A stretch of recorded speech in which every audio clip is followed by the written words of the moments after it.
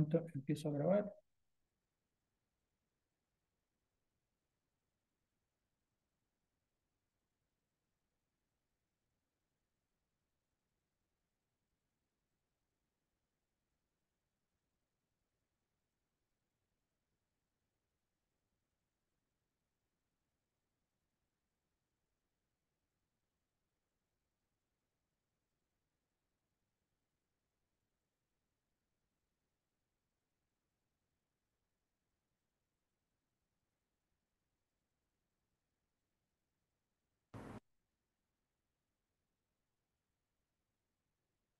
Bien, entonces, una buena noche, gracias por estar a todos presentes. Vamos a dar inicio de inmediato con la temática que tenemos para el día de hoy, ¿no?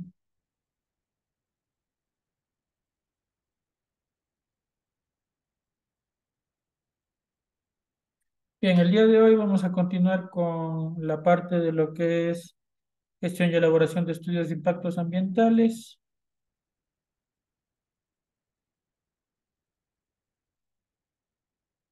Bien, estábamos viendo la primera presentación, donde que estábamos revisando un poco de la normativa legal y pues bueno, aparte de eso también revisando las generalidades para poder ingresar con el desarrollo del estudio de impacto ambiental, ¿no?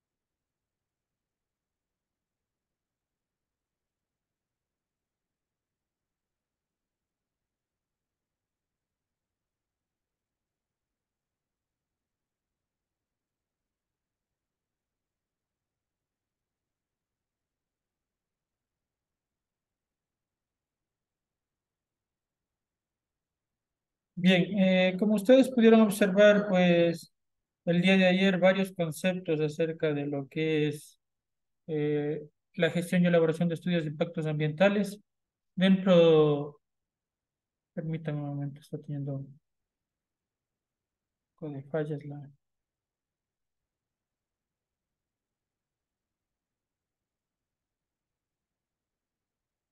Bien,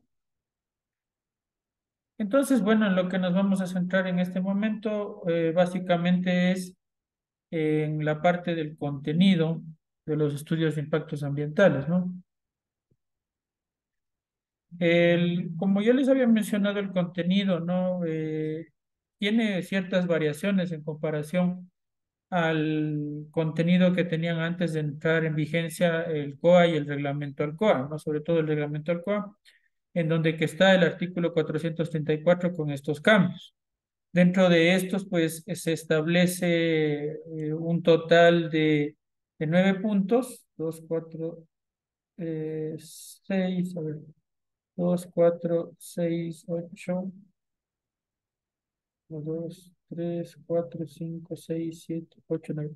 10 puntos, sí, 9 puntos, ¿no? En realidad, porque el otro es la parte de lo que es anexos, ¿no? Entonces, básicamente son 9 puntos más los anexos que se establecieron, pues, y que cada uno de esos aparecerá como una ventana en la cual debemos subir la información. Entonces, tenemos dentro de esto el alcance, ciclo de vida y descripción detallada del proyecto, el análisis de alternativas del proyecto, la demanda de recursos naturales por parte del proyecto, diagnóstico ambiental de línea base, inventario forestal, en el caso de ser obviamente aplicable. Si no, pues tendremos que colocar la respectiva justificación, identificación y determinación de áreas de influencia y áreas sensibles, análisis de riesgos, eh, incluyendo riesgos al ambiente, del ambiente al proyecto y del proyecto al ambiente. Hablamos de riesgos exógenos y endógenos, ¿no? Evaluación de impactos socioambientales, planes de manejo ambiental y los demás que determinen que vienen a ser la parte de lo que son los anexos, ¿no?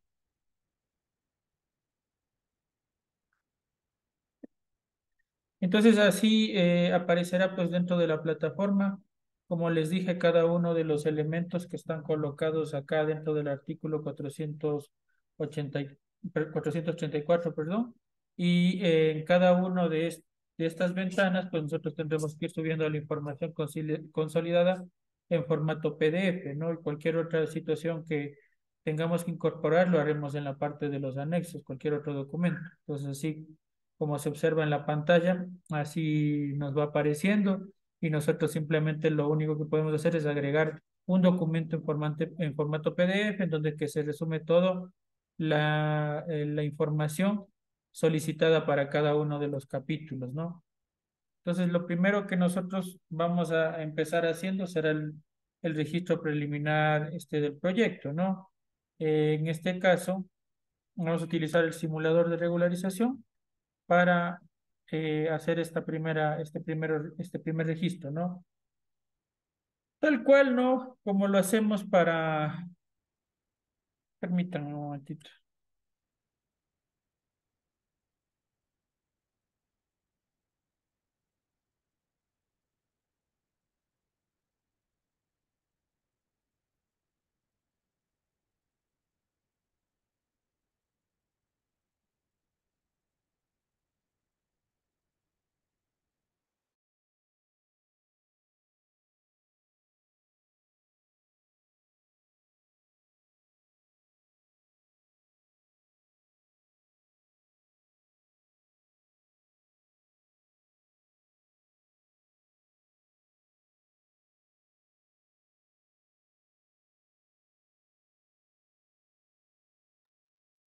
Bien, ahora sí continuamos. Entonces, bueno, acá lo que nosotros debemos hacer es ingresar la información preliminar, tal como lo hicimos eh, para el caso del registro ambiental, ¿no? El ingreso preliminar va a ser similar, ¿no? De igual forma vamos a tener las dos opciones, la opción de registrar nuevo proyecto y registrar proyecto que se encuentra en funcionamiento para hacer la parte de lo que es el diagnóstico ambiental. En este caso, por ejemplo, si hacemos para la parte de lo que es un hospital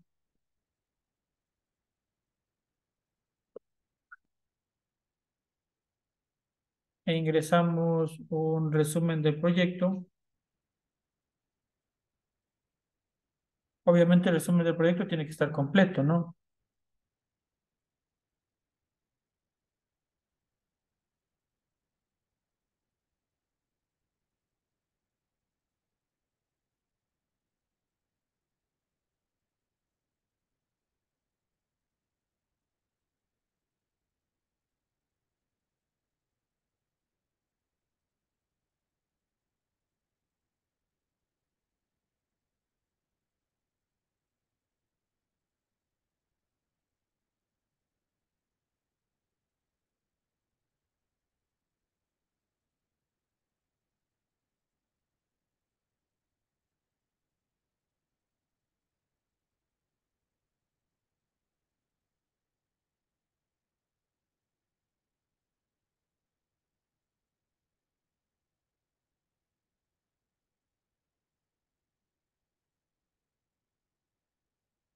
Ya ahí, entonces, como digo, ahí completan la descripción de manera correcta. Aquí colocar la parte urbana y pues adjuntamos, ¿no? Tengo acá dos plantillas.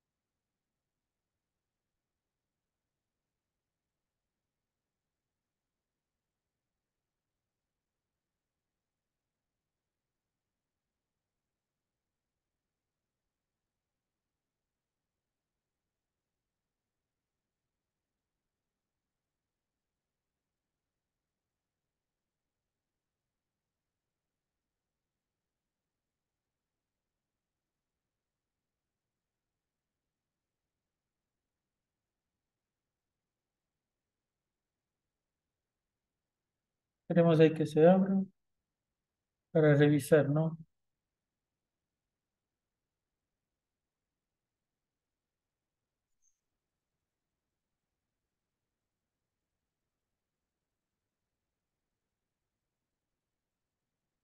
Aquí en este caso esta plantilla contiene una sola área geográfica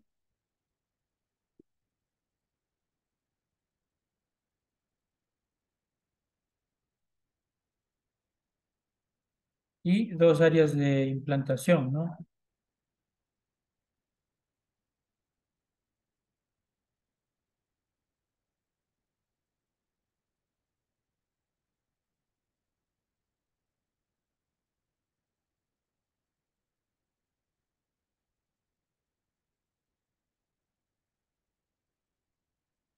Entonces lo que vamos a hacer es subir esto, precisamente primero el área geográfica,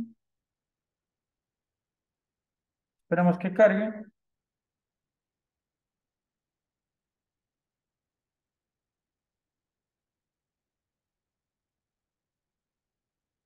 y ahora juntamos el área de implantación, ¿no? El área de implantación tiene que estar dentro del área geográfica, obligatoriamente, ¿no? Y tenemos dos áreas de implantación y un área geográfica, ¿no? Tenemos ahí la dirección. eh,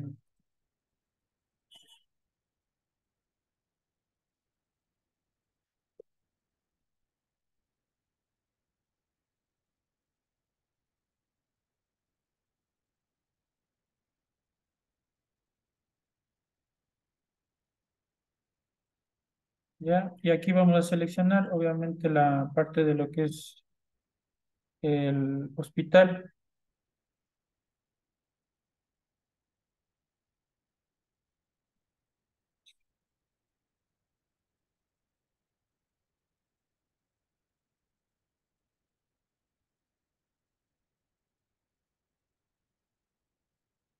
Actividades de hospitales y clínicas, hospitales especializados, ¿no? Porque estamos hablando de un hospital especializado.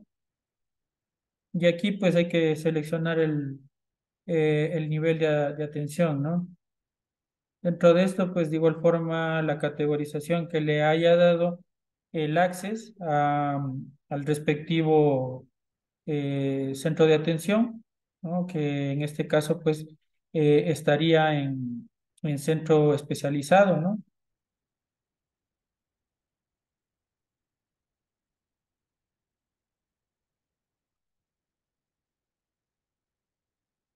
Aquí obligatoriamente se van a generar residuos peligrosos, ¿no?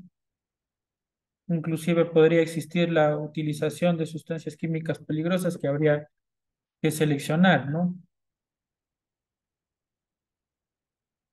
Ahí necesitarían obviamente el listado de esas sustancias químicas peligrosas. Una vez que hayan hecho el levantamiento, recuerden que todo este ingreso de la información preliminar se lo haría después de ya haber acudido a la empresa, haber hecho un ingreso de información preliminar. Entonces, en el tiempo que ustedes estén haciendo el levantamiento de información en campo, pues obviamente deben complementarlo con esto. Gestión de residuos no pueden realizar, transporte de sustancias químicas tampoco, solamente que tuvieran una licencia ambiental.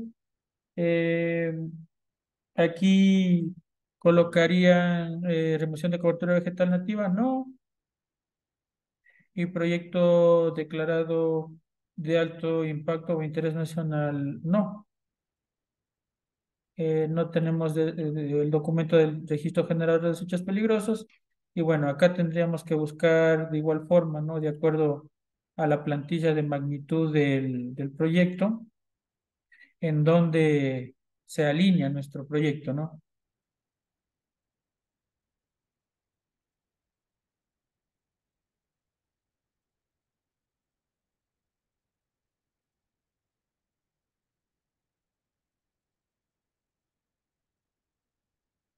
Entonces tenemos en este caso que buscar en capacidad.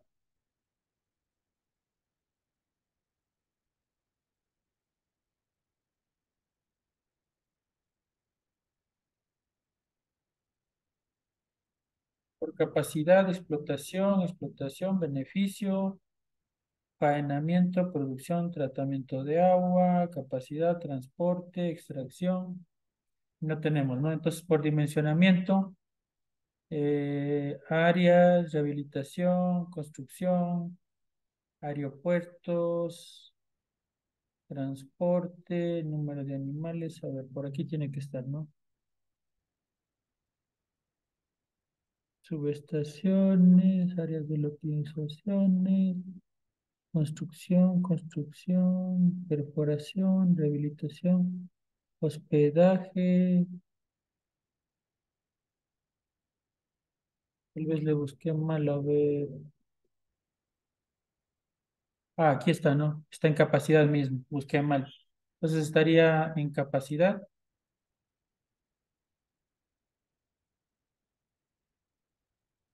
y buscamos como hospitales, ¿no? Hospitales. Seleccionamos, esto es para el rango de operación, ¿no? Habitantes día. 20 a 100 habitantes día, la capacidad y colocamos siguiente, ¿no?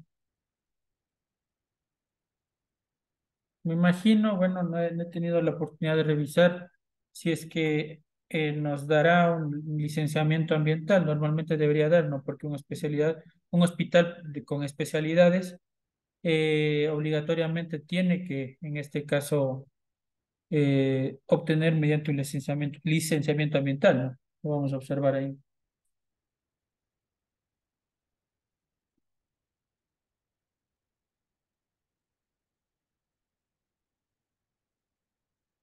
No, salió como registro ambiental nada más. Modifiquémosle a hospital.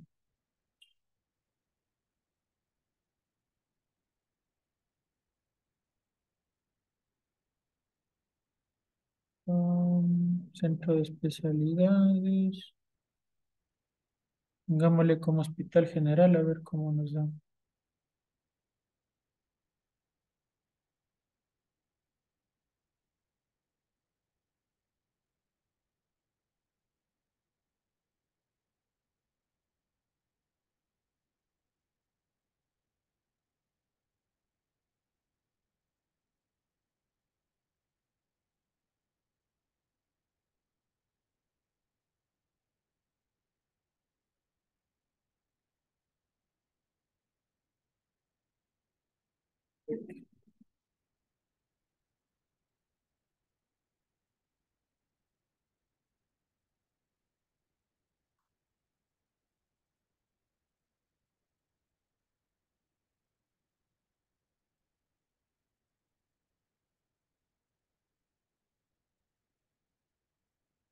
Veamos si ahí nos da licenciamiento ambiental.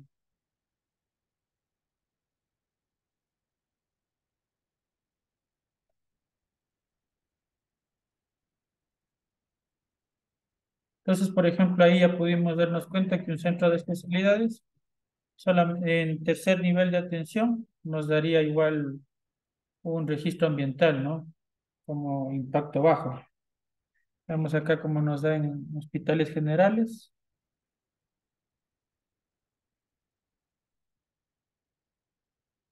y este sí ya da licencia ambiental, ¿no? Como impacto medio de igual forma. Entonces ahí correspondan los alcances también que tendríamos, ¿no? Entonces acá de igual forma nosotros tenemos un mapa de intersección preliminar, ¿no? Que nos permite observar esta parte y tendríamos ahí precisamente la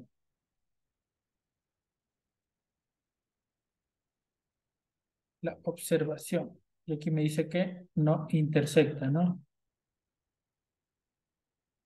Es solo para la parte del simulador, ¿no? Ahí nosotros ya podríamos darnos cuenta con las coordenadas si es que correspondería, ¿no?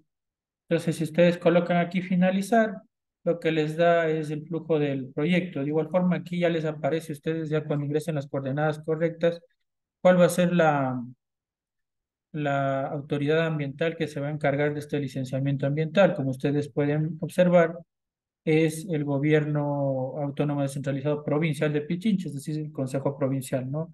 Quien se encarga de este permiso ambiental, que es una licencia ambiental con impacto medio, ¿no? Entonces aquí me dice que nosotros tenemos que hacer la parte de lo que es la obtención del registro generador de residuos peligrosos y la licencia ambiental, obviamente si es que todavía no está funcionando, si es que ya estuviera funcionando, pues obligatoriamente tendríamos que pasar por el diagnóstico ambiental, ¿no? Entonces acá una vez que nosotros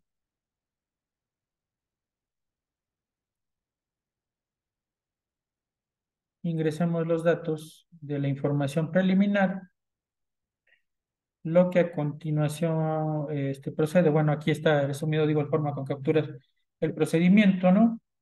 Se suben las coordenadas, se elige el registro generador, perdón, se elige la actividad, se realiza la selección, ¿no? De que si genera residuos peligrosos, fabrica, usa, utiliza sustancias químicas, luego se selecciona obviamente la parte de lo que es la magnitud del proyecto y pues finalmente tenemos la parte de lo que es el rango, ¿no? Y pues a continuación, después de eso, pues procederíamos a la descarga de la documentación y firma del mismo, ¿no? Obviamente para esa parte necesitamos ya haber tenido configurada nuestro sistema para que pueda realizar la firma digital el proponente, ¿no? Recuerden, ya les mostramos el día de ayer cómo funcionaba esa parte de la firma digital, así que en esa parte ya ustedes están informados, ¿no?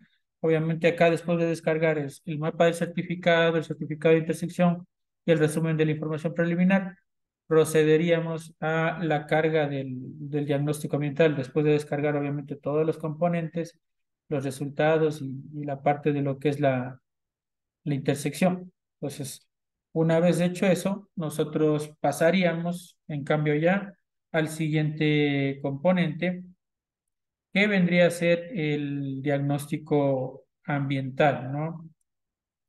Ahora, en este punto, de igual forma, como ya vamos a tener que hacer levantamiento de información, determinación de normativa legal, pues nosotros ya deberíamos empezar a estructurar el estudio de impacto ambiental para la actividad o proyecto correspondiente, ¿no?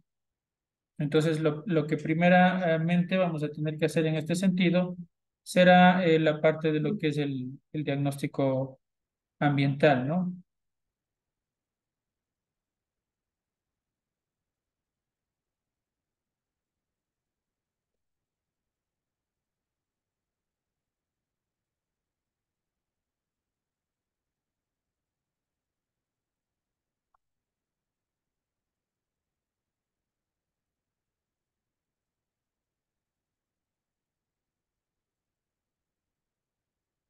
Algunos documentos que ustedes podrán encontrar acá, pues obviamente la presentación que estuvimos acá revisándole, material de formulación de ofertas que ya lo tienen en el otro sitio y algunos materiales auxiliares para la parte de lo que es el registro preliminar de la información.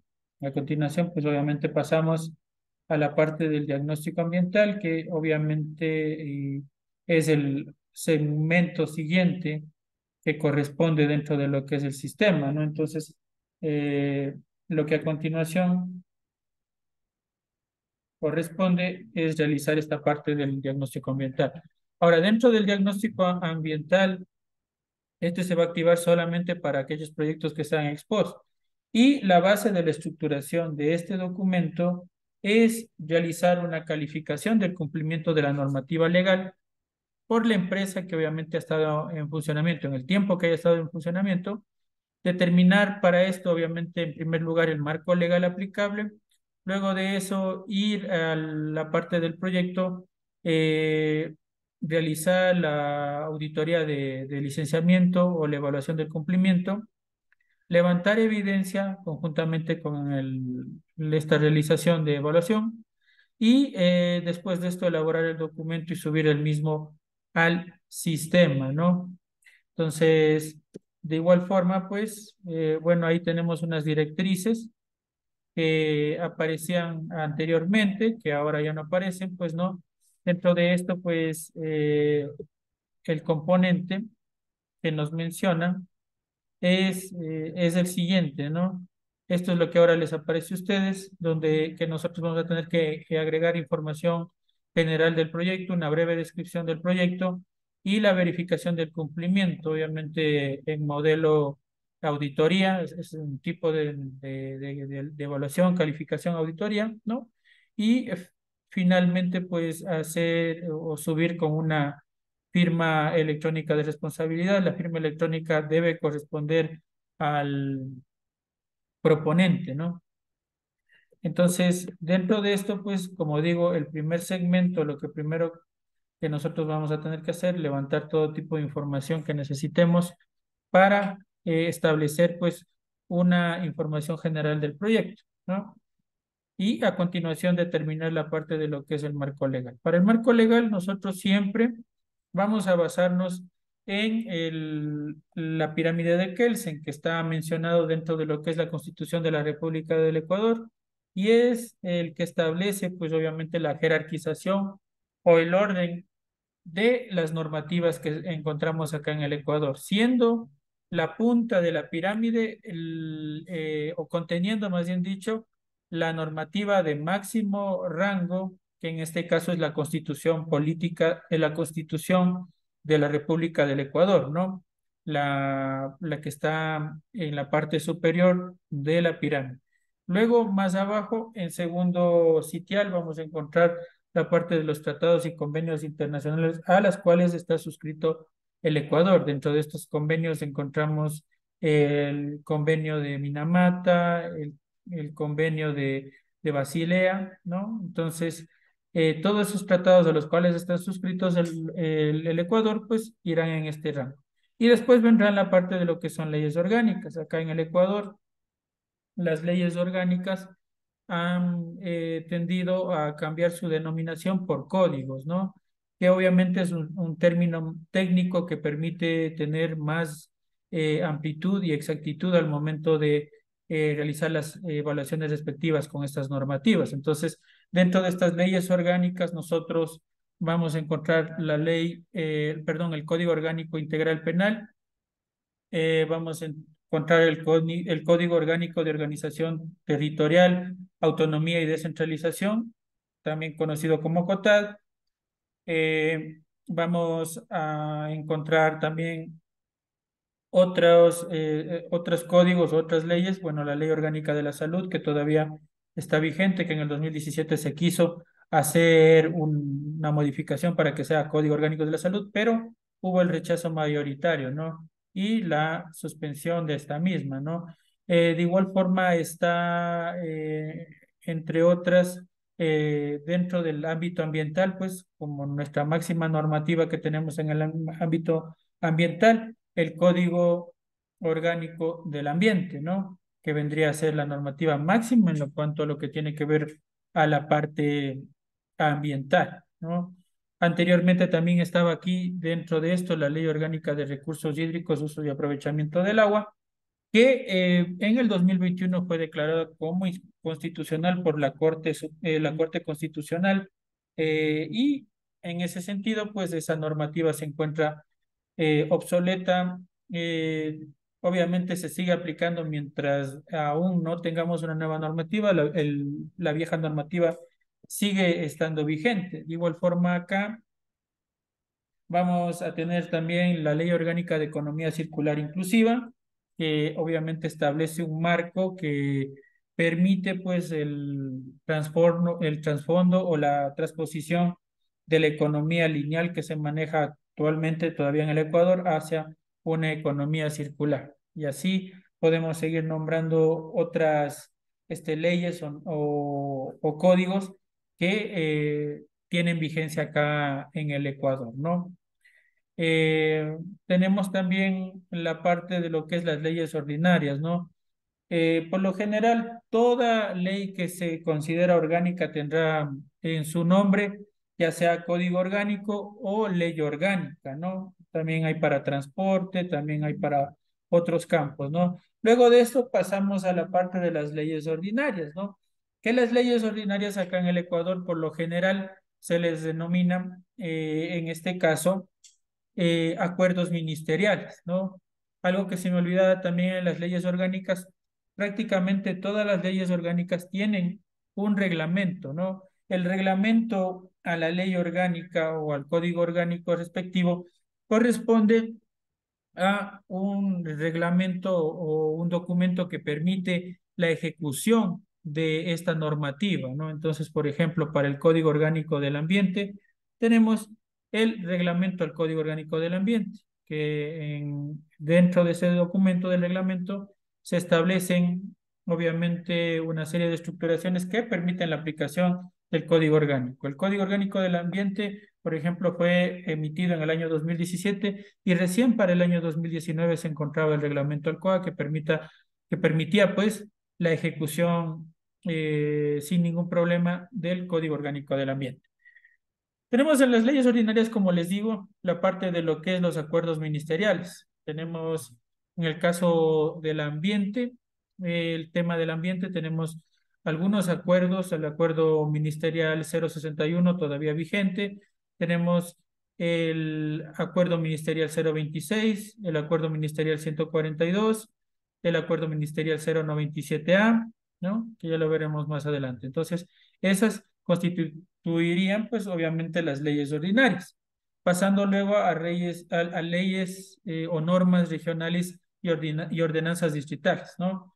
Las normas regionales prácticamente en el Ecuador no existen, o al menos no se sabe de la existencia de una, ¿no? Porque obviamente acá en el Ecuador hubo un tiempo en el que se le quiso dividir toda la parte de lo que es el Ecuador, tanto en regiones como en distritos, ¿no? La idea era de tal como el Ecuador tiene zonas, de igual forma se lleguen a conformar la parte de los distritos. De hecho, los primeros distritos que debían existir era el Distrito Metropolitano de Quito, el Distrito Metropolitano de Cuenca y el de Guayaquil, ¿no? Sin embargo, la situación no avanzó y solamente o actualmente tenemos el único distrito metropolitano que es el de Quito, ¿no? Que tiene su autonomía en muchos campos y decisiones, ¿no? Entonces, acá digamos que estas normas regionales y ordenanzas distritales no se encuentran aplicadas, ¿no? Debajo de estos tenemos los decretos y reglamentos. Aquí siempre hay que hacer la diferenciación, ¿no? Porque acá no se pueden incluir los reglamentos a los códigos o leyes orgánicas, porque esos reglamentos estarían alineados en la parte de lo que es las leyes orgánicas, al mismo nivel de las leyes orgánicas, ¿no? Tenemos acá abajo decretos y reglamentos, como les digo, ¿no? Y tenemos dentro de esto el decreto ejecutivo 2393, que es el reglamento de la seguridad y salud de los trabajadores, que todavía se encuentra vigente. Algo que se tendió a confundir durante mucho tiempo era de la situación si es que se debía o no se debía todavía hacer la calificación dentro o inclusión dentro de una normativa legal a lo que respecta, en este caso, el reglamento de seguridad y salud de los trabajadores, porque dentro de lo que es el Código Orgánico del Ambiente, en el plan de manejo ambiental ya se excluye lo que es el plan de seguridad y salud ocupacional.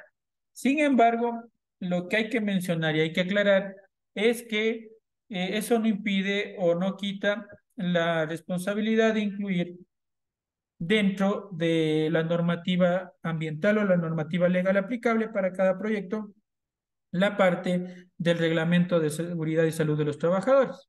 Luego tenemos las ordenanzas, que obviamente hay en el Ecuador ordenanzas provinciales y ordenanzas municipales, ordenanzas que tienen que ver con ordenamiento territorial, que tienen que ver con gestión de residuos sólidos, con lo que tiene que ver aplicación de políticas, multas, sanciones, entre otras situaciones. Entonces hay ordenanzas provinciales y ordenanzas distritales, ¿no? Perdón, cantonales, ordenanzas cantonales y ordenanzas provinciales.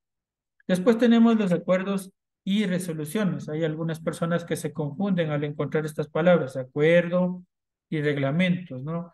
Por ejemplo, acá en esta parte de los acuerdos, hay gente que les quieren incorporar a los acuerdos ministeriales en este segmento, cosa que no correspondería, ya que los acuerdos ministeriales, como les venía diciendo, están a la par o están al mismo nivel de sus leyes, de la parte de lo que es las leyes ordinarias, o son aplicables o son, más bien dicho, las leyes ordinarias en el Ecuador, ¿no? Luego tenemos demás actos y decisiones de los poderes públicos. Dentro de esto, pues, se incorporarían todas las decisiones que muchas o resoluciones que toman muchas de las veces la parte de las juntas parroquiales, GAT municipales, entre otros, ¿no? Entonces, esa es la estructuración que nosotros debemos establecer dentro de lo que es nuestro marco legal, ¿no? Empezando siempre por la Constitución de la República del Ecuador.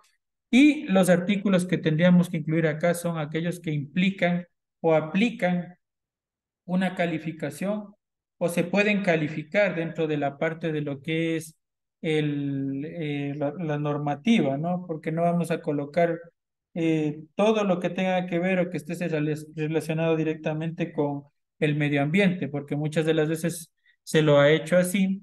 Y obviamente después cuando vamos a calificar, hay ciertos artículos, por ejemplo, que hablan de las responsabilidades de los gas municipales, de las autoridades ambientales competentes, y ahí nosotros nos encontramos con ese problema de que no podemos, obviamente, calificar, ¿no? O hacer una evaluación de este punto. Dentro de la Constitución de la República del Ecuador, pues el artículo que se incluye dentro de los marcos legales siempre será el 66 dentro del numeral 27, en donde que la Constitución de la República del Ecuador reconoce y garantiza a las personas el derecho a vivir en un ambiente sano, ecológicamente equilibrado, libre de contaminación y en armonía de la naturaleza, ¿no? Alguna de las cosas que se intentó hacer con la consulta popular fue incorporar ciertos aspectos que ya se encuentran establecidos dentro del Código Orgánico del Ambiente, trasladarlos hacia la Constitución de la República del Ecuador, como era el caso de la parte de de lo que correspondía a la zonificación o demarcación de zonas hídricas, ¿no? Cosa que ya se encuentra dentro de lo que es la Constitución de la República perdón, el Código Orgánico del Ambiente, pero se quería pues colocar en la parte de lo que es la Constitución de la República del Ecuador. El por qué se quería hacer, porque obviamente para el aspecto de aplicabilidad es más fácil aplicar una normativa o más directo aplicar una normativa cuando se encuentra más arriba dentro de la pirámide de Kelsen. Entonces, nosotros al encontrar el Código Orgánico del Ambiente más abajo de la pirámide de Kelsen, siempre será más difícil aplicar, ¿no? O llegar a la aplicación de una norma. Era una idea, digamos, en la parte ambiental quizás un poco interesante, ¿no? Ya que en la Constitución todo está de manera general, no está de manera específica. Entonces, si es que se incluía ciertos artículos que están dentro del Código Orgánico del Ambiente hacia la parte de la Constitución en enmiendas constitucionales, pues hubiese sido probablemente beneficioso, ¿no? Probablemente más aplicativo y de mejor forma se hubiese podido aplicar hacia lo que es las sanciones a los distintos organismos que no cumplen o que contaminan al medio ambiente, ¿no? Quizás era una buena opción, pero bueno, al fin y al cabo no se llegó a dar, no se llegó a aplicar y que es obviamente un tema de mucho, de amplio debate, ¿no? De amplia situación. Muchos decían o muchos mencionan que en realidad al ya estar en el Código Orgánico del Ambiente lo que se estaba haciendo es una redundancia. A otros les parecía que estaba muy bien que se pase estos artículos hacia la parte de lo que es la Constitución de la República del Ecuador, porque eso permitiría una mejor aplicabilidad, ¿no? Realmente nunca sabremos si es que hubiese llegado o no a ser algo beneficioso o algo malo, ¿no? Después de todo. Entonces acá nosotros nombramos una serie de normativas que de igual forma ya les mencioné antes. Dentro de esto, como les dije, la Constitución de la República de Ecuador, esta siempre va a ir dentro de lo que es la normativa y para su calificación. De igual forma, por lo general, el Código Integral Penal también casi siempre va a ir ahí porque hablamos ahí en los segmentos o en los artículos donde habla acerca de los delitos ambientales, ¿no? Contaminación al agua, al aire o al suelo. están tipificados como delitos penales y obviamente se utiliza el Código Integral Penal para la parte de lo que es la sanción con pena privativa, ¿no? Porque en el Código Orgánico del Ambiente lo que habla es de multas y sanciones económicas, más no de lo que es privación de libertad. Para eso se utiliza el Código Integral Penal. Entonces, casi siempre utilizan los dos códigos orgánicos, ¿no? Junto que obviamente y apoyados de la Constitución de la República del Ecuador, se aplican los dos. Entonces, por eso es que casi siempre que ustedes habrán escuchado que A o B persona fue multado o fue sancionado por el Ministerio del Ambiente, que a través de un juicio se establece una multa económica y también en este caso, una pena privativa de libertad, ¿no? Entonces, ahí es cuando se aplican estos dos. De igual forma, encontramos el reglamento del Código Orgánico del Ambiente, que está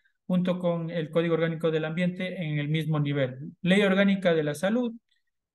Todavía, mientras no tengamos la nueva Ley Orgánica de Recursos Hídricos, seguiremos utilizando la RORUYA, siempre que aplique, no siempre puede aplicar la Ley Orgánica de Recursos Hídricos, usos y aprovechamiento del agua, ya les diré más adelante en dónde aplicaría y cuándo no aplicaría una Ley Orgánica de Recursos Hídricos, ¿no? Tenemos el Acuerdo Ministerial 061, el Acuerdo Ministerial 026, el 142, el 026 muchas de las veces se cree que está obsoleto porque ya los procedimientos que están remarcados ahí no se los hace de manera física. Pero todos estos procedimientos fueron trasladados hacia lo que es el sistema SUIAS, por lo tanto, el 026 sigue vigente. De igual forma, durante los 2 últimos años ha estado en análisis la creación o no de un nuevo acuerdo ministerial 142, pero se llegó a una conclusión el año pasado en la cual no había un sentido o no tenía mucho sentido el realizar una actualización del Acuerdo Ministerial 142. ¿Por qué? Porque justamente toda la normativa o todos los procesos ambientales o de regularización ambiental están encaminados o deben estar encajonados dentro de lo que es el código SIU. Y da la casualidad que el 142 cuenta ya con el código SIU y distribuye en este caso a los generadores de desechos peligrosos según el catálogo internacional industrial uniforme. Entonces, en ese sentido, se da esta situación en la cual, pues obviamente sí se realiza pues este procedimiento y por lo tanto, como tiene este contenido ya, no se ha aprobado una actualización del 142, así que por lo tanto nos quedamos con el 142. Luego está el Acuerdo Ministerial 097A, la reforma al libro 6, a los anexos, perdón, del libro 6 del TULSMA, ¿no? Anexos del 1 al 5, porque el anexo 6 sí sigue vigente, ¿no? Que es para la parte del manejo de residuos sólidos, ¿no? Entonces tenemos en este caso el Acuerdo Ministerial 097A con sus 5 anexos, el anexo 1 agua, el anexo 2 suelo, el anexo 3 emisión a la atmósfera de fuentes fijas, el anexo 4 calidad del aire a nivel de emisión y el anexo 5 monitoreo de ruido, ¿no? Entonces, esos son los 5 anexos y que obviamente están correspondientes a todo lo que son monitoreos de los componentes físicos. Tenemos el decreto ejecutivo 2393, que es un decreto ejecutivo que está vigente desde el año 87, ¿no? En la época de lo que es la presidencia de León Febres Cordero fue establecido por primera vez y no se ha cambiado hasta el día de hoy, ¿no? Seguimos teniendo este reglamento. De hecho, las normas se supone que deben ser creadas para eso, ¿no? Para trascender y ser aplicables a través del tiempo, ¿no? Se ha buscado pues una actualización a este decreto ejecutivo o a este reglamento, sin embargo, todavía no existe nada concreto. Por último, por lo general también vamos a tener que aplicar normas INE. Dentro de estas normas INE, las más importantes será la 2266, que es para los residuos peligrosos, transporte, almacenamiento y manejo. La 2288 para transporte, almacenamiento y manejo de sustancias químicas peligrosas. La 2266 y la 2288 siempre están encaminadas de la mano, ¿no? Porque prácticamente las sustancias químicas peligrosas, cuando dejan de serlo, pasan a ser residuos peligrosos, ¿no? Tenemos la 2841, que es para los colores, para los tachos de almacenamiento de residuos sólidos, y la 3864, símbolos y señales de seguridad, que todo esto es aplicativo en empresas e industrias, ¿no? Por último, tenemos ordenanzas provinciales y municipales, que, bueno, como les digo, depende de la provincia y depende también de las ciudades en las cuales se aplique esto, ¿no? Hay ciertas ordenanzas, sobre todo que tienen que ver con la parte ambiental, ¿no? O con manejo de residuos o con contaminación. Entonces, esto va encaminado a eso, ¿no? De igual forma, podemos establecer ciertas normativas especiales para cada uno de los generadores o tipo de generadores. En este caso tenemos, cuando tenemos que hacer un manejo, transporte o almacenamiento de hidrocarburos, siempre va a ingresar acá y de igual forma para lo que es explotación, exploración de hidrocarburos, vamos a incorporar la RAO-HE, que es el Acuerdo Ministerial 100, ¿no? Que fue emitido en abril del año 2020, ¿no? Y que reemplaza al anterior RAO-H, o Reglamento Sustitutivo de las Operaciones Hidrocarburíferas, ¿no? Reglamento Sustitutivo Ambiental de las Operaciones Hidrocarburíferas, que ese, en cambio, se encontraba vigente desde el año 2004, ¿no? Hasta su entrada, o su caducidad, pues en el año 2020, ¿no? Una gran diferencia que siempre se ha encontrado entre el acuerdo, el nuevo RAO-H comparado con el RAO-H antiguo es la existencia de las tablas, ¿no? Ya que aquí en el antiguo RAO-H existían tablas que podían, o más bien dicho, con las que se podían comparar los límites permisibles o se podía establecer límites permisibles de contaminación hacia el suelo, hacia cuerpos hídricos, ¿no? Sin embargo, ahora ya no se cuenta con eso. Lo que se hace es utilizar en realidad actualmente el 097 como una forma de adaptación para poder realizar estos monitoreos. Otras normas que, como yo les había mencionado, las 2266 y 2288. El sector eléctrico y de telecomunicaciones tendrá la aplicación del Acuerdo Ministerial 155, que fue emitido en el año 2017, ¿no? Y que, bueno, incluye lo que son las medidas ambientales para los sectores eléctricos y de telecomunicaciones, ¿no? Toda esa normativa que yo les voy mencionando o que estoy nombrándoles se encuentra acá subida dentro de lo que es la plataforma, así que ustedes sin ningún problema pueden revisar toda esta normativa de manera individual cuando ustedes tengan un poco de tiempo. Acá en el sector hidroeléctrico, de igual forma ingresará el Acuerdo Ministerial 155 y la Ley Orgánica de Recursos Hídricos, Uso y Aprovechamiento del Agua. Obviamente acá existirán mucha otra normativa, ¿no? Pero una normativa específica que hay que agregarle aquí es la LORUYA, que como les digo, se encuentra ya o debería estar ya anulada porque de hecho el plazo para la creación de una nueva norma era de 365 días. Fue emitido como inconstitucional en octubre del año 2021 y para el año 2022, octubre, ya debíamos tener una nueva ley orgánica de recursos hídricos. Sin embargo, no tenemos todavía, por lo tanto sigue vigente esta ley orgánica. ¿Cuándo se utilizaba o cuándo se utiliza la ley orgánica de recursos hídricos? Cuando se vaya a hacer uso de una fuente hídrica, ya sea esto un río, un riachuelo, fuentes de agua subterránea, eh, se va a obtener de igual forma, y quizás en este proyecto, un beneficio económico, ya sea desde el punto de vista turístico o desde el punto de vista comercial, ¿no? Es decir, hacer una captación de agua, por ejemplo, para realizar el envasamiento, ¿no? O cuando se va a hacer una planta de agua potable. En todos esos casos tendríamos que aplicar esta lorulla. Igual forma, si es que el proyecto requiere de un desvío, de una fuente hídrica que está pasando por un sitio, también se incluiría la Ley Orgánica de Recursos Hídricos, Usos y Aprovechamiento del Agua. Hay muchas de las veces que las empresas quieren, en este caso, digamos, ahorrarse el dinero de lo que costaría el agua potable, extrayendo ellos mismos desde un pozo. Para extraer ese pozo, ellos necesitarían aplicar esta Ley Orgánica de Recursos Hídricos. ¿Y cuál es precisamente la aplicación principal? La de obtener el permiso de uso y aprovechamiento del agua, ¿no? Para toda actividad, de hecho, debería existir este permiso de uso y aprovechamiento del agua. Lamentablemente no lo hacen porque no existen prácticamente autoridades que controlen. De hecho, la mayoría de autoridades que trabajaban antes en la Secretaría del Agua fueron despedidos y muy pocos pasaron hacia la parte de lo que es el Ministerio de Agua, Ambiente, Agua y Transición Ecológica. Entonces, en ese sentido, hay menos gente que pueda realizar este tipo de controles y puede exigir lo que respecta a los usos, al permiso de uso y aprovechamiento del agua.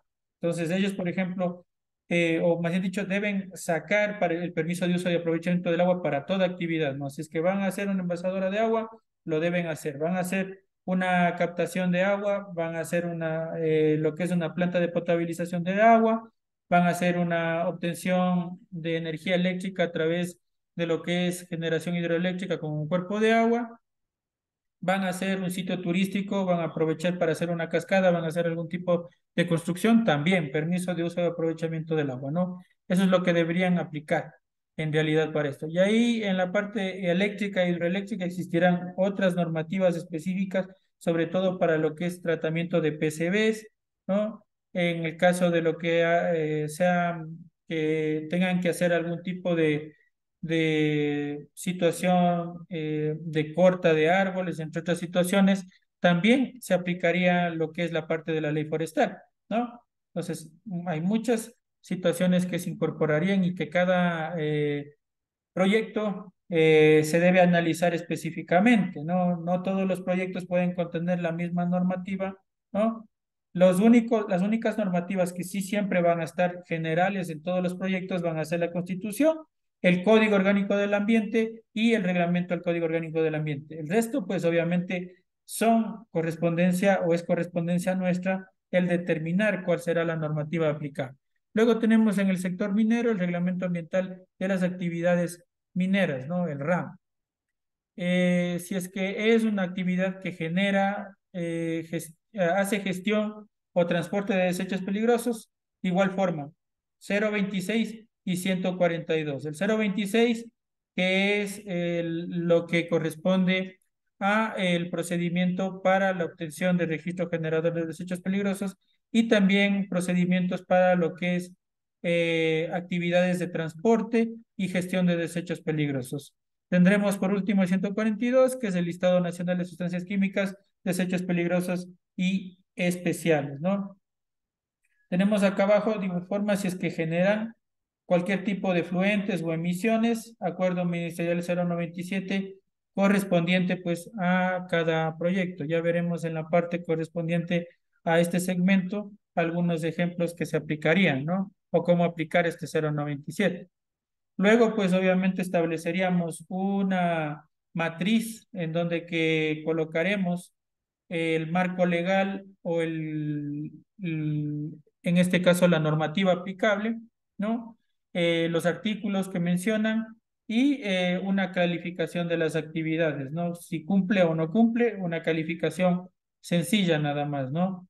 Una vez que nosotros ya hayamos elaborado todo ese documento con con los respectivos anexos donde que van a estar las evidencias del procedimiento que se ha realizado, le subimos, ¿no? Cargamos el diagnóstico ambiental y que tiene que estar obviamente con la firma de responsabilidad dentro del documento, porque si no se carga con la firma de responsabilidad, no vamos a poder realizar la parte de lo que es la calificación. Acá por último me va a preguntar si es que se cumple o no se cumple con la normativa, obviamente, y por lo general, ¿no?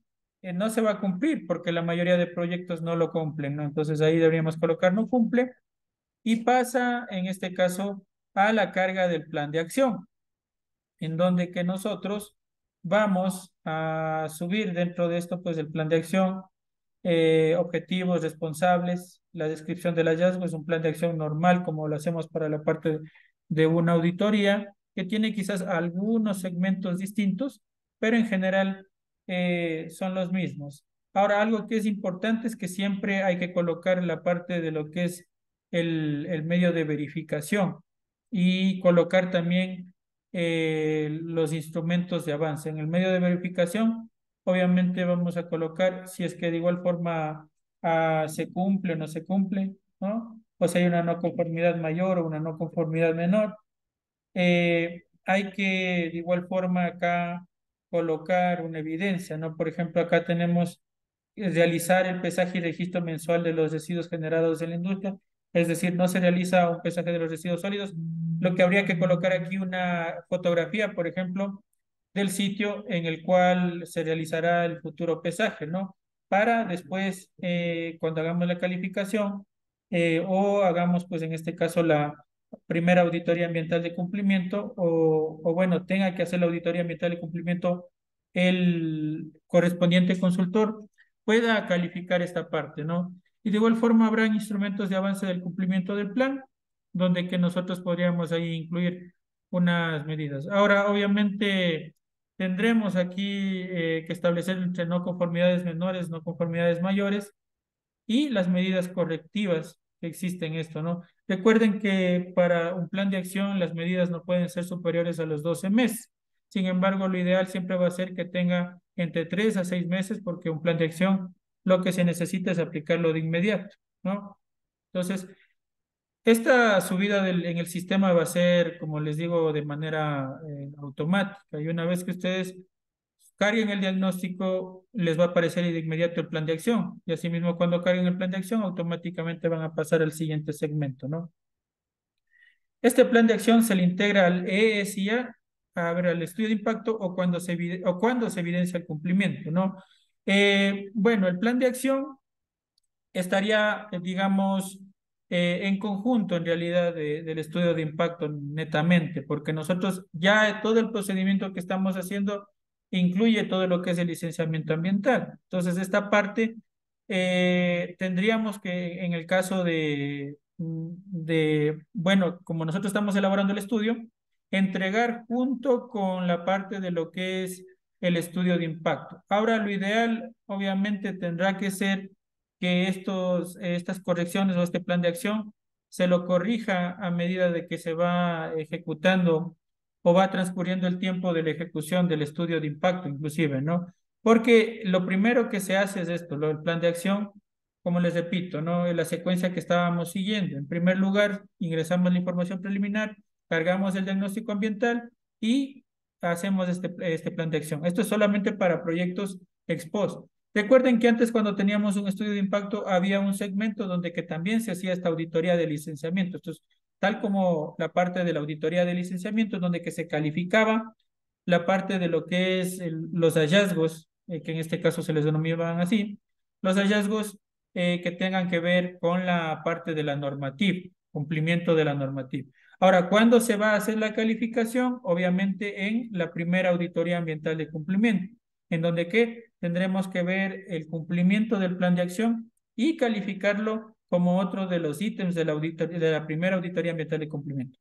Eso tendríamos que dejar indicado porque obviamente nosotros como consultores no vamos a elaborar la primera auditoría ni podemos elaborar la primera auditoría, lo tendrá que hacer otro profesional. Esta parte entonces tendría que ir en la primera auditoría ambiental de cumplimiento, donde se calificaría plan de acción, normativa legal, obligaciones de la licencia y también lo que es el plan de manejo. Entonces tendríamos 4 componentes por realizar en la calificación. Solo si es que es un proyecto ex post, si es que es un proyecto ex ante, obviamente esta parte no iría incorporada en esto.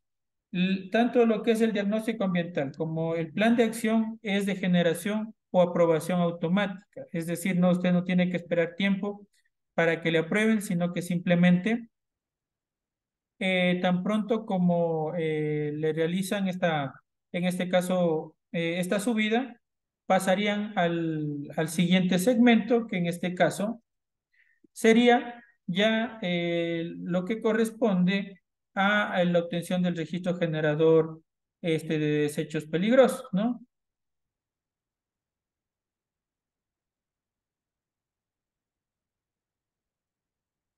Entonces, como les digo, a continuación, pues obviamente tendríamos que obtener el registro generador de desechos peligrosos o en este caso realizar el informe de viabilidad ambiental, que sería la otra situación que también se podría presentar, ¿no? En donde que nos va a decir que subamos el anexo de la viabilidad. Todos estos procedimientos son de igual forma en casos especiales, no son aplicables a todos los casos, ¿no? Recuerden que el estudio ambiental o la parte de lo que es el diagnóstico ambiental sería solamente si es que el proyecto es ex post, si es que es ex ante, no tendríamos que hacer el diagnóstico ambiental. En el caso de que se cruce o se intersecte con zonas protegidas, lo que es patrimonio forestal o también lo que corresponde a bosque y vegetación protectora, tendríamos nosotros que realizar la parte de lo que es, en este caso, el anexo de la viabilidad ambiental forestal, ¿no? Para eso, pues obviamente el sistema automáticamente nos da este documento de acá, que es este anexo de la viabilidad ambiental forestal, en donde que nosotros vamos a basarnos o vamos a estructurar este anexo de la viabilidad. Todos estos procedimientos, como digo, vendrían en una secuencia, ¿no? Luego de haber obtenido el diagnóstico ambiental, pasamos al anexo de la viabilidad forestal y posteriormente pasaríamos al registro generador de desechos peligrosos, que sería el tercer procedimiento, ¿no? Entonces, acá, pues, bueno, les muestro cómo se observaría en realidad si es que nuestro proyecto intersecta.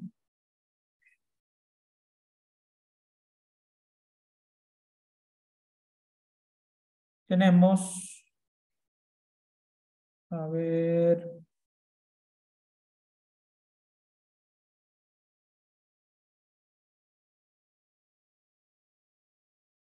tenemos acá un mapa del certificado de intersección y tenemos también el certificado de intersección y categorización, donde que va a estar resumido todo lo que respecte a la intersección, ¿no?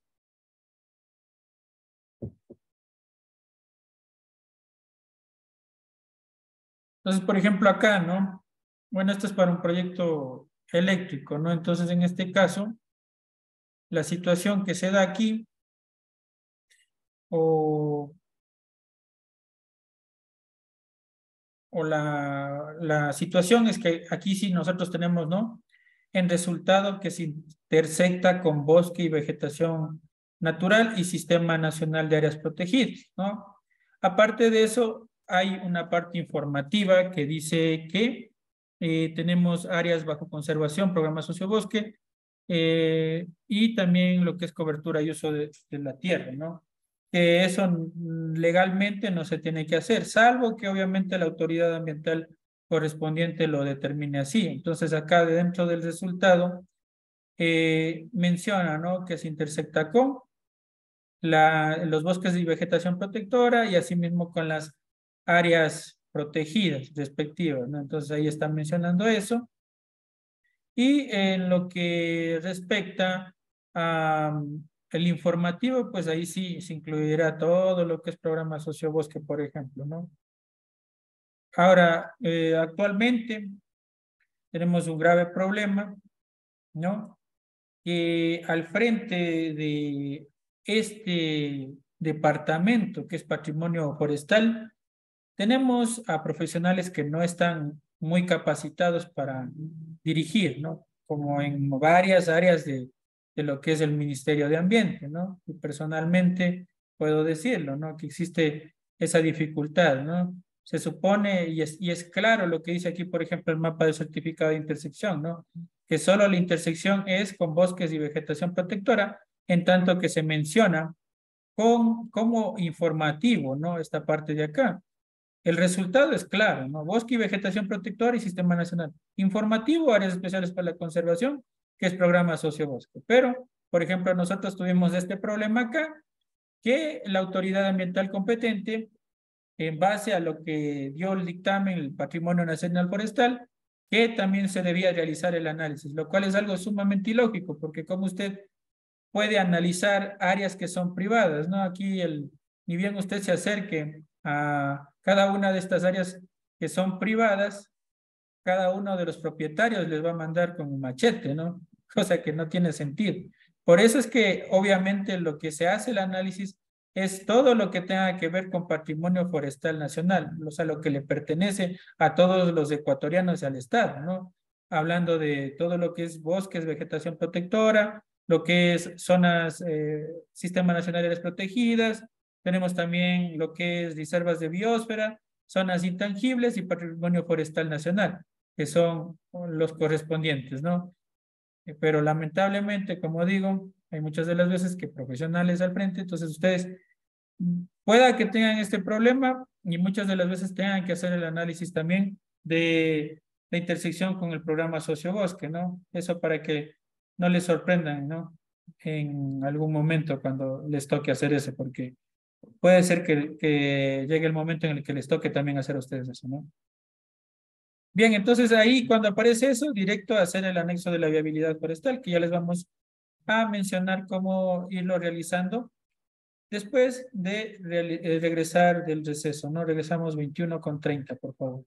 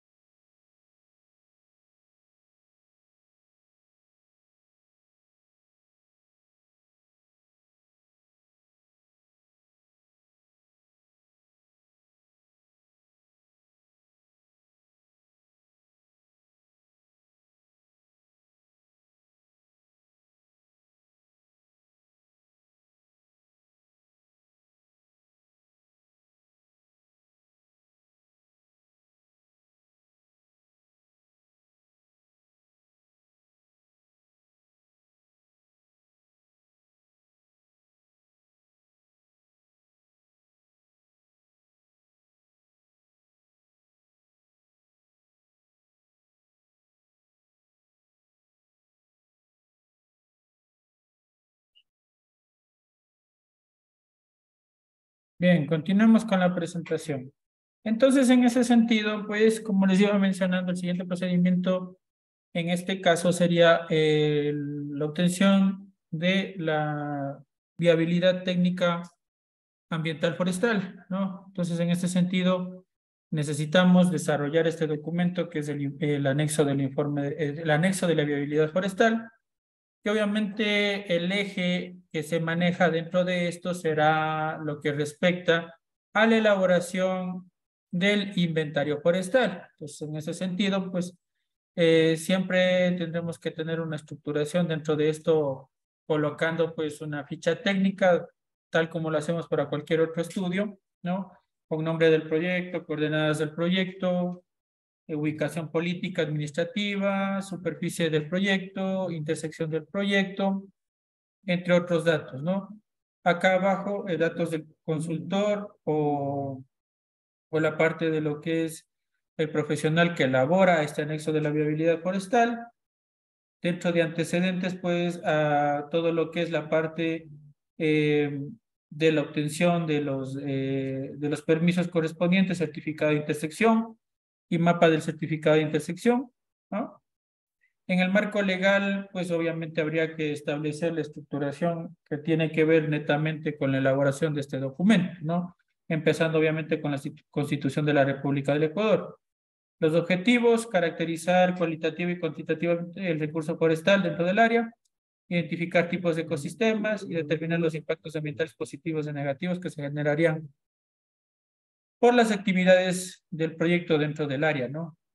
Descripción general del proyecto, pues obviamente aquí vamos a describir todo lo que respecta a las áreas, las infraestructuras, facilidades, ubicación, equipos, maquinaria que se va a utilizar dentro del proyecto. Esto también sería parte ya de lo que es el estudio de impacto ambiental y pues obviamente podría estar encaminado en conjunto con esto. A continuación tenemos que caracterizar el medio de igual forma, ¿no? Como lo hacemos en un estudio de impacto, una caracterización de aspectos abióticos y después una caracterización de los aspectos social y biótico, ¿no? Dentro de esto, de igual forma, hay que incluir una lista general de lo que es fauna y después la parte de lo que es flora. Esta sí es la más importante, pues donde que nosotros en primer lugar vamos a tener que identificar ecosistemas mediante lo que es un mapa temático, clasificar el uso actual del suelo y cobertura vegetal, descripción cualitativa de la cobertura vegetal, la posesión de la tierra y el listado, bueno, esto de aquí es el listado de especies de fauna, no corresponde, sino de la flora, ¿no? Dentro de lo que es la caracterización cuantitativa ya, nosotros ahí tendremos que aplicar la metodología que se utiliza para la fase de campo, ¿no? Dentro de esto, nosotros vamos a establecer en primer lugar, la parte a monitorear o la cantidad a muestrear, ¿no? Una técnica que se utiliza bastante es determinar áreas de servidumbre, ¿no? Sobre todo en la parte de lo que es proyectos eléctricos, ¿no? En el caso de ser, por ejemplo, un proyecto minero, simplemente necesitaríamos establecer cuál es el área que tiene el proyecto y dentro de esa área del proyecto establecer el bosque nativo o la cobertura que sea correspondiente a bosque secundario también, ¿no? Acá obviamente no se pueden incluir plantaciones forestales para el análisis cuantitativo de este segmento, ¿no? Este documento lo debe firmar un ingeniero forestal o puede hacerlo otro tipo de profesional. Este documento lo puede hacer cualquier tipo de profesional siempre y cuando sea consultor ambiental calificado, ¿no? Si es que no es un consultor ambiental calificado, lo puede hacer un biólogo de flora o un ingeniero forestal, ¿no? Un profesional que en este caso sea un ingeniero ambiental que no tiene código de consultor, no lo puede realizar, solamente lo pueden realizar consultores y que obviamente tengan conocimientos al respecto de lo que es el ámbito forestal o el ámbito de flora, ¿no? Si es que es consultor, no hay ningún problema en que pueda firmar este documento. Si es que no es consultor, ahí sí tiene que ser ingeniero forestal o ser en este caso un biólogo de flora, ¿no? Especialista en flora, obviamente, ¿no? Acá, de igual forma, pues nosotros, bueno, la estructuración que por lo general siempre se utiliza, como les digo, es primero establecer el área total del proyecto. Dentro del área total del proyecto, establecer la cobertura vegetal que corresponde a bosque nativo y a partir de ese bosque nativo que nosotros hayamos determinado, muestrear mediante lo que nos menciona la normativa en el acuerdo ministerial 352, en donde que nos dice que el muestreo debe ser correspondiente al menos al 1% del total del área a ocuparse, ¿no? En este caso, hablamos del área netamente del bosque. Entonces, por ejemplo, si es que tendríamos un total de 100 hectáreas, deberíamos muestrear al menos 1 hectárea, ¿no? Siendo obviamente lo mínimo que nosotros podemos tomar como muestreo, lo correspondiente a una parcela de 50 por 50, que sería lo mínimo, ¿no? En el caso de que el proyecto sea pequeño, ¿no? Que tenga una extensión pequeña, lo mínimo que yo puedo tomar es una parcela de 50 por 50, ¿no? Por lo general, este tipo de documentos los vamos a utilizar o va a ser necesario elaborarlos cuando intersectan en zonas amplias, de hecho, los proyectos. Esto es para proyectos grandes. Si ustedes observan acá el título mismo que nos dice el estudio, es para actividades del sector minero, eléctrico, hidrocarburífero, proyectos de interés nacional o proyectos de alto impacto o riesgo ambiental, ¿no? Solo ahí hay que elaborar este documento porque obviamente para las otras categorías, como dije, para bajo y mediano impacto se activa automáticamente dentro del sistema unos formularios nada más que hay que llenar, que no son tan amplios como esto que sí nosotros tenemos que hacer, ¿no? Entonces, de igual forma, una vez que hayamos determinado el establecimiento del sitio de muestreo, pues obviamente lo que corresponde a continuación será hacer o realizar el levantamiento, ya sea cuantitativo o cualitativo, ¿no? En la parte cuantitativa tendríamos que hacerlo con las especies que tienen el DAP superior a 10 centímetros, ¿no? Diámetro a la altura del pecho. De ahí la metodología, todos ustedes conocerán, ¿no? Metodología in situ, en el caso de que, bueno, tengan o puedan reconocer todas las especies en el sitio, utilizaríamos únicamente la metodología in situ, en la cual vamos a medir con una cinta DAP o con una perdón, se me acaba de ir el nombre de de la regla, o más bien dicho, la escuadra con la que se mide la parte de los diámetros, ¿no? Pero bueno, en el caso de no contar con eso, tendrían que hacerlo con lo que respecta a la cinta diamétrica, ¿no? No recuerdo bien el nombre, ya voy a... Espérenme un momentito nada más en la metodología.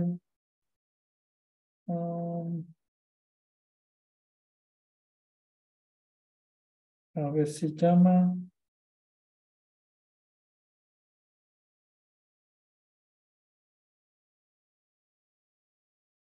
forcípula, ¿no?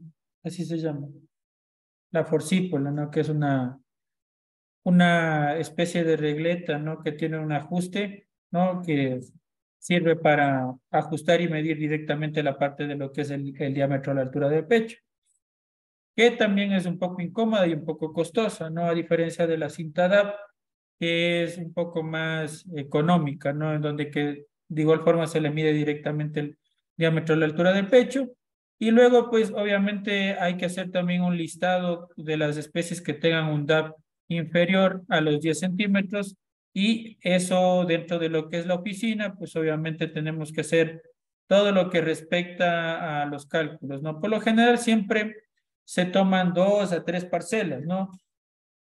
Y en cada parcela hay que hacer obviamente un análisis individual de todo lo que respecta a diámetro a la altura del pecho, área basal, densidad relativa, dominancia relativa, índices de valor importancia, el índice de Shannon, el índice de Simpson. Y bueno, habría en este caso algunos índices que se tendría que hacer obviamente la parte de lo que es la comparación, ¿no? Que en realidad el índice de Shannon es eso, ¿no? Para comparar, o más bien dicho, para tener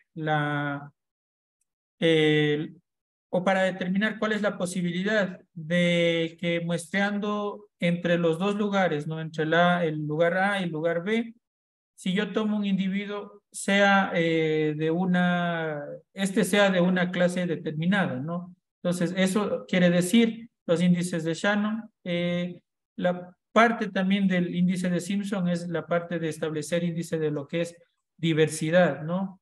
Esto es, como digo, correspondiente a la parte de lo que es análisis de la parte forestal, ¿no? Es un poco complejo de explicarlo en este segmento. De igual forma, van a tener que hacer análisis de interpretación de tablas de madera de volumen de madera en pie.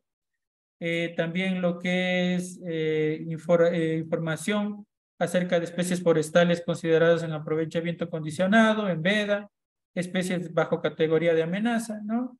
Entre otros componentes que nosotros podríamos determinar aquí.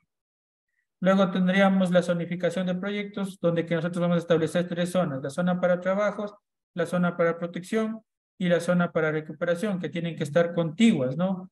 La zona para trabajos es el sitio, pues netamente donde que se va a realizar la actividad. Habrá una zona de recuperación que se encontrará por fuera de la zona de trabajos, y obviamente habrá una zona de protección que no debe ser tocada por la parte del proyecto y que obviamente permitirá a tener o mantener unas condiciones óptimas del proyecto y a fin de no verse muy afectados.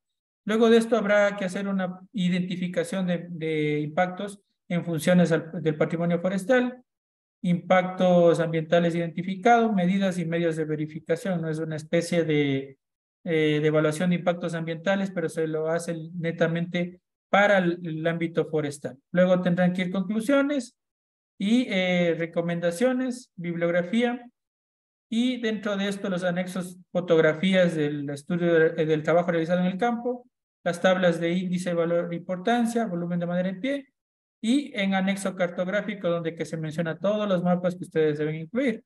Entonces, por ejemplo, acá yo les voy a presentar un ejemplo. Ahora esto nosotros lo tratamos específicamente en otro curso, ¿no? En el curso de lo que es inventarios ambientales de flora y fauna.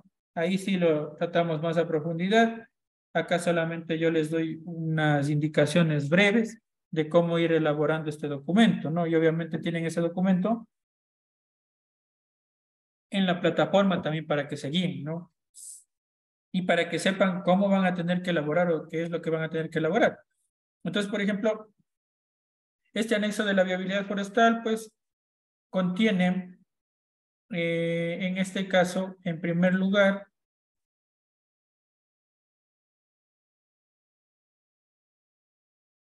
en lo que respecta a la ficha técnica del proyecto, ¿no? La ficha técnica del proyecto, tenemos lo que es la parte de los antecedentes, el marco legal establecido, ¿no? Para el estudio. Tenemos por acá, una vez después del marco legal,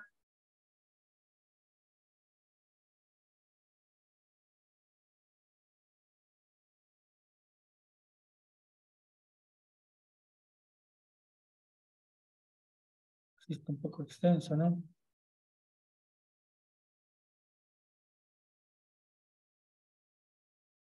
Tendremos obviamente la parte de los objetivos, la descripción general del proyecto con cada una de las áreas, equipos, materiales, herramientas, todo, ¿no? Y ahí tenemos la parte de caracterización del medio. Dentro de esto, los aspectos bióticos se van a ir remitiendo cada uno de los aspectos, ¿no? Climatología, temperatura, precipitaciones, eh, geología, geomorfología, pendiente, sismicidad, volcanismo, textura de suelo, uso cobertura del suelo, y luego el aspecto social, ¿no? Finalmente, esta parte de acá, el aspecto biótico, ¿no? Donde que en primer lugar establecemos pues la parte de lo que es los monitoreos que se han hecho de la flora, de la fauna, ¿no? Y tenemos la parte de la caracterización cualitativa, ¿no? Donde que se establece, pues obviamente, en primer lugar, la distribución que tiene la vegetación en todo el sitio, el uso actual del suelo, la descripción de la cobertura vegetal, posesión de las tierras. Tenemos acá el establecimiento del monitoreo, pues donde que nosotros se establece, ¿no? Como digo, en el 352 me dice que yo tengo que definir el porcentaje del muestreo que tiene que ser representativo de al menos el 1%, ¿no? De todo el sitio, ¿no? Ahí tenemos el muestreo que se ha hecho, ¿no? El sitio, el mapa de muestreo que se establece, toda la metodología a aplicar, ¿no? Para obtener los resultados que se han solicitado, pues obviamente, ¿no? Y una vez hecho eso, pues se establecería primero pues las especies DAB inferiores a 10 centímetros y posteriormente sí, todo lo que es el DAB superior a 10 centímetros con las tablas respectivas, donde que va a existir obviamente el diámetro a la altura del pecho, el área basal, la altura, tanto comercial como la altura total, el volumen total y el volumen comercial, ¿no? Basados en todos esos estudios.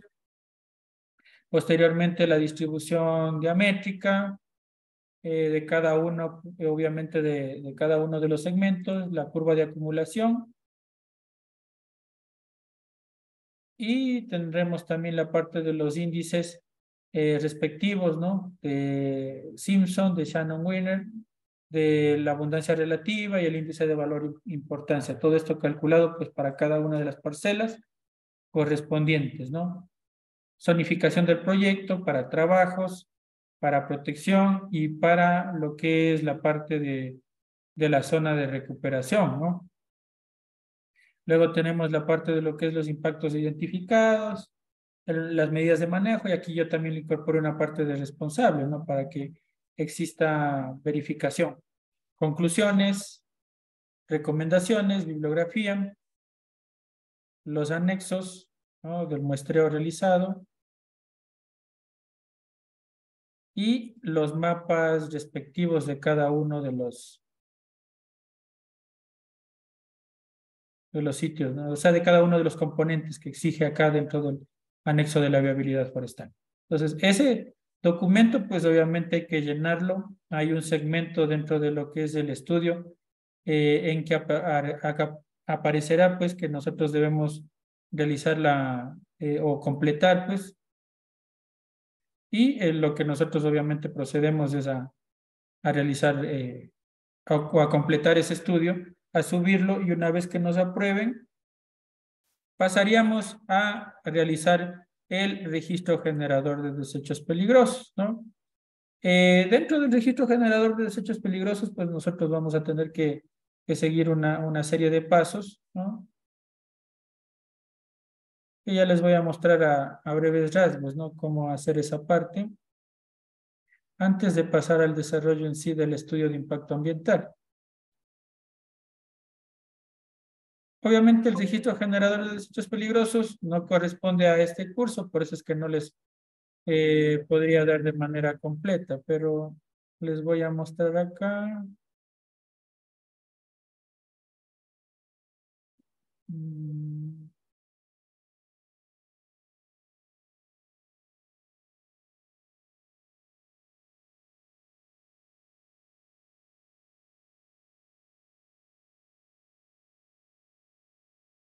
Entonces, por ejemplo, ahí nosotros se nos va a activar pues el sistema luego para la obtención del registro generador. Ahora, para lo que son estudios de impactos ambientales, primero a nosotros nos entregan un registro generador de desechos peligrosos provisional, ¿no? hasta que obviamente se complete el procedimiento de la de licenciamiento ambiental y entonces en ese sentido ya tendríamos nosotros un estudio de impacto ambiental, en este caso, perdón, un registro generador de desechos peligrosos definitivo. Y ahí es donde que nosotros vamos a pagar los $180 que nos cobran por este registro. Pero en esta parte primera, cuando descargamos el borrador, no hay que pagar los $180, ¿no?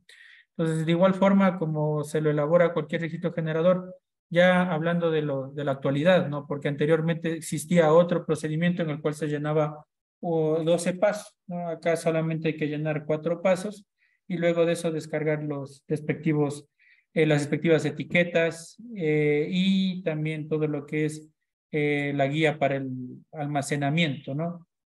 Entonces tenemos acá, pues en primer lugar, pues los datos confirmados de la empresa.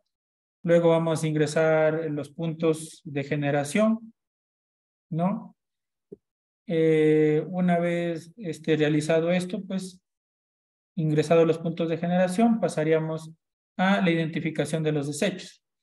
Aquí automáticamente el sistema ya nos carga los desechos peligrosos que están aquí tanto por fuente específica como por fuente no específica que corresponden a este tipo de actividad, ¿no? Pero nosotros nos corresponde en este caso seleccionar solamente cuáles se están generando o cuáles se van a generar en el caso de ser un proyecto ex ante, ¿no? Para ello, debemos estimar una generación anual, ¿no? Ya sea en kilogramos o en toneladas, y pues, según eso, describir también. Al igual que hay que seleccionar un origen de la generación, dentro de los orígenes de generación nos va a aparecer almacenamiento del insumo, almacenamiento del producto, control de calidad, descarga del producto, mantenimiento, proceso productivo, servicios auxiliares, subproducto, transporte del insumo, transporte del producto. Entonces eso va a sumar ahí. Y habrán algunos que en cambio no se generen, en donde que nosotros vamos a tener que adjuntar en este caso la justificación de la no generación, ¿no? Que este justificativo de la no generación contiene una estructuración.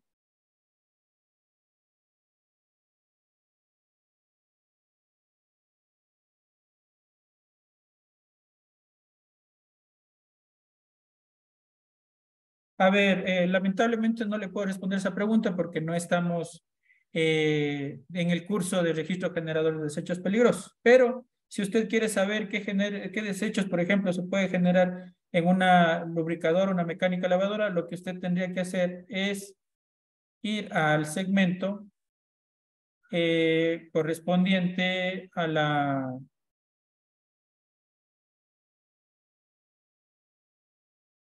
al código, ¿no? Usted necesita primero conocer el código, luego de tener el código, ir al 142 y verificar, ¿no? Entonces, en este caso, para una mecánica, pongamos, porque bueno, ahora son distintos, ¿no? Para lavadora de autos uno, para mecánica es otro. Entonces, por ejemplo, aquí tenemos mecánica, bueno, es reparación, me parece que está como reparación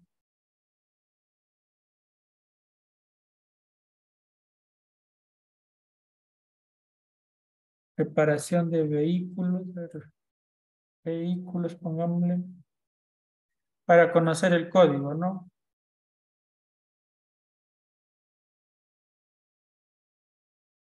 Y aquí me parece que debe estar reparación, transporte, venta, actividades de alquiler, servicios de vehículos, fabricación, construcción, venta, servicios de preparación, a cambio de una retribución, motores de buques, ¿no es ese? Vehículos, venta,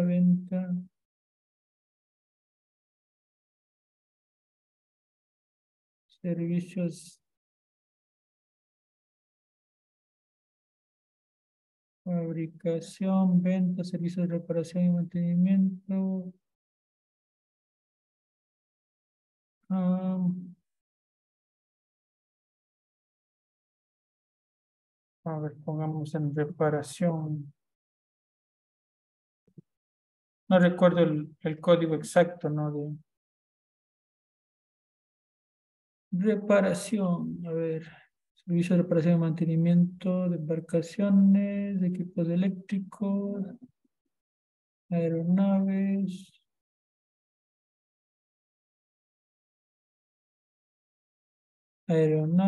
vagonetas, servicios de mantenimiento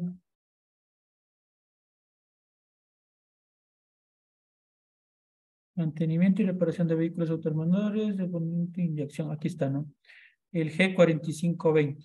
Entonces tendremos que irnos a ver el código G20 o G40, o el código G, pues, en el 142.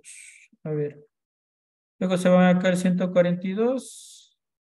A ver, aquí tenemos el 142. Así siempre deben buscar, ¿no? El día de ayer mismo ya les había mencionado cómo hay que hacer para saber qué, digamos, qué residuos tendría de primera, ¿yo?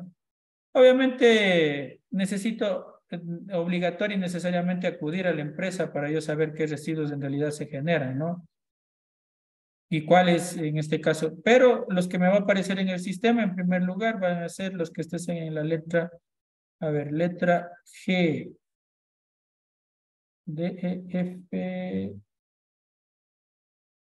G. Vehículos automotores, hemos comercio, combustibles. Bueno, alguno de estos podría estar ahí, ¿no? Material absorbente utilizado en recolección y limpieza de derrames. Normalmente los que van a aparecer son todos estos por el código G que ya tienen aquí, ¿no? Aparecen todos estos y luego de estos aparecerán otros especiales, ¿no?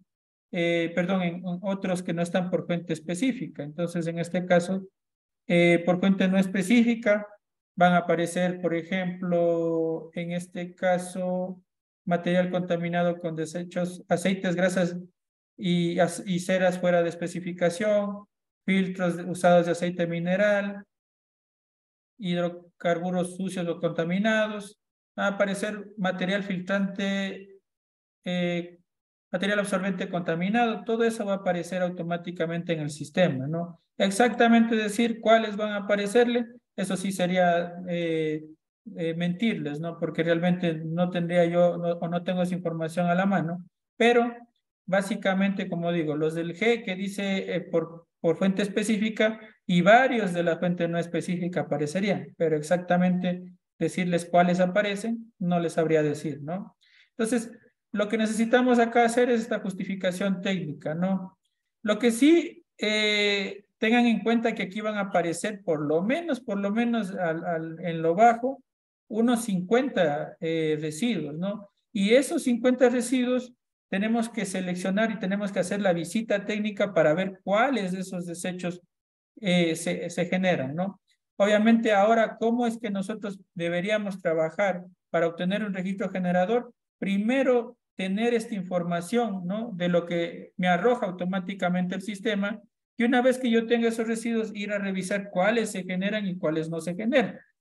Por lo general, como les digo, no van a aparecer todos los desechos o no se van a generar todos los desechos, entonces solamente de aquellos que se generen ingreso las cantidades estimadas anuales, ¿no? Y de los otros debo elaborar el justificativo. El justificativo tiene esta estructuración. Dentro de esto, pues nosotros vamos a tener que hacer un balance de materiales, obviamente ingresar el nombre del residuo, el código del residuo, el código que aparece en el 142, ¿no? Hacer un balance simple de materia donde que se establece entradas y salidas. No es un balance muy complejo que hay que hacer.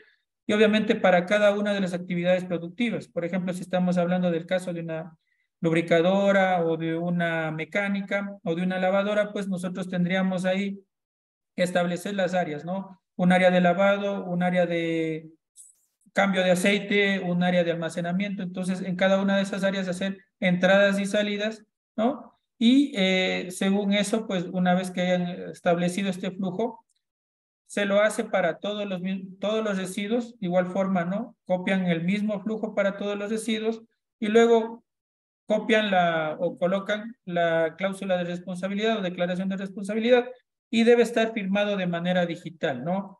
De manera electrónica y se sube esta generación o esta justificación a lo que es el sistema, ¿no? Y ahí vamos completándolo una vez que nosotros hayamos seleccionado solo los residuos peligrosos, no vayan a colocar residuos peligrosos que no generen, porque eso solamente implicaría tener que hacer una declaración mucho más extensa, ¿no? Entonces, por lo tanto, solo los residuos que se generen, ¿no? En el caso de que hayan colocado alguno que no se genere, simplemente cuando hacen la declaración, colocan en cero, ¿no? Ese segmento. Y si es que quieren cambiar, hacen un alcance dentro del sistema para cambiar este registro generador, ¿no? Obviamente, una vez de que hayan ingresado ya todos los justificativos y hayan seleccionado solo los residuos que se generan y las áreas en las que se generan, pasamos simplemente a aceptar la responsabilidad y automáticamente nosotros vamos a poder descargar la documentación. Esto es solo para el estudio de impacto, ¿no? En el caso de que sea un registro ambiental o un procedimiento de obtención de registro generador, tendrán que primero pagar los 180 y luego de los 180 proceder a la descarga, en este caso, de las etiquetas del registro generador, que en este caso es provisional por ser estudio de impacto, una guía para el almacenamiento y posteriormente el pronunciamiento, ¿no? Que, como les digo, es temporal. Ahí las etiquetas son o necesitaremos ingresar junto con el recipiente, pues para cuando entreguemos, ¿no? Una vez completado el registro generador de desechos peligrosos, como les digo, les muestro aquí de manera breve, por ser una tarea que se debe hacer dentro del estudio de impacto ambiental, pero que, bueno, no corresponde en realidad a la realización de este curso, ¿no? Y pues una vez que ustedes ya hayan hecho eso, pues procederán ya o ya tendrán el